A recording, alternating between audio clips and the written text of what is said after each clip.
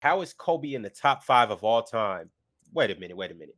He said, how is Kobe in the top 5 of all time? When you enter that room with guests, you need to be more than one MVP. When everyone else has multiple chips and Okay, MVP. let me answer that. Give me that right there. That's right up my alley right there. Well, the reason why Kobe Bryant's top 5 is because one thing is when is Yo King said so. LeBron James was on national TV. He was on 60 Minutes and on ESPN in 2010 and 2009 when he was winning the MVP. He was saying that Kobe Bryant was the best player in the world, that he was the best player. So those years, we already know Colorado is the reason why Kobe didn't win more MVPs. So that's if you know basketball, you know that. So if you tack two more MVPs on the Kobe, which he should have had about 3 MVPs. Like I said, and LeBron was on TV when he was winning MVP saying that Kobe was better than him, that Kobe was the best player in the world.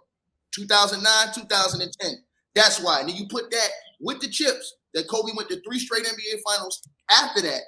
And then probably would have went to more if the league didn't stop the CP3 trade back when CP3 was in his prime for Paul Gasol and LeVar Odom and them.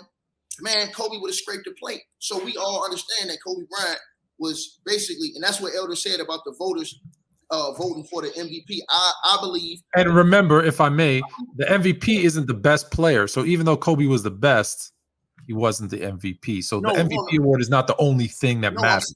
But yeah, I know. I'm just saying. MVP isn't I'm saying I agree with what Elder said, which they need to change the writers from the votes and make it to the players. Because remember the year that I forget who won the MVP, but the players voted for James Harden.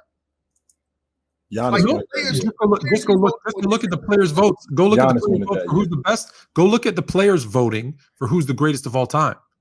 You see Mike, you see LeBron, you see Kobe. Yeah. Players plus the players thing. More players think Kobe. Yeah, I'm gonna say we see the result of some players voting though. Yeah, and there's no way there's no used to vote for the MVP. Yeah, they did. Yeah, they in the did. 70s or yes, 60s? Yeah, they did. No, but the players had their own votes now. You know when they do the awards, the players had their own votes. Award thing. Yeah, the year that won it, the players voted for James Harden. Long story short, we had to normalize like voting standings. Like just because a player didn't win an MVP does not mean he wasn't playing at MVP levels at that stage. Right. There's a difference.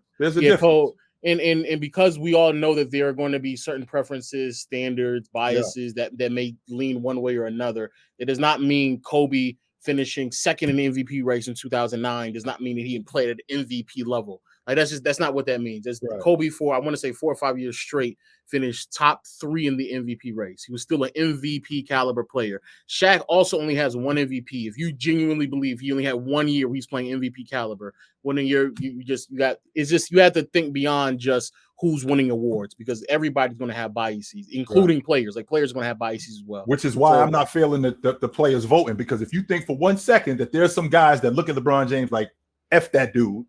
If there's some guys that look at Kobe Bryant like F that dude, then I'm sure that they're going to do that. If there were players who were voting, I'm sure that they were, and they would be biased. The players say they thought LeBron was an MVP, and there's plenty of guys who felt the other way, just like there's plenty of guys who felt the other way. There's going to be biases. That's my point. It's whether he has 0 MVPs or 10 MVPs.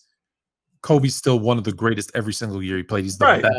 The MVP shouldn't be he only has 1. Yeah, it shouldn't be the end all be all. But it is the criteria though, and the reason why it's the criteria because the all-time greats, James, Jordan, Jabbar, all of those guys, they have multiple, so that's part of their resume, and because that's part of their resume, and you want to put somebody like Kobe Bryant in that category. That's where the separator comes in for a lot of people. Blackball, chill. Not for me. That's where the separator comes in with a lot of people. For some people, I disagree, but yes, for some people. For some people, he got blackball. I can't. First of all, I'm on record saying this. Tone and I have had this conversation more than once, more than twice. I can't stand the love that Kobe Bryant is getting today, and the reason why it burns me is because I was around when this dude was here, when he got booed, when he won the All-Star Game MVP.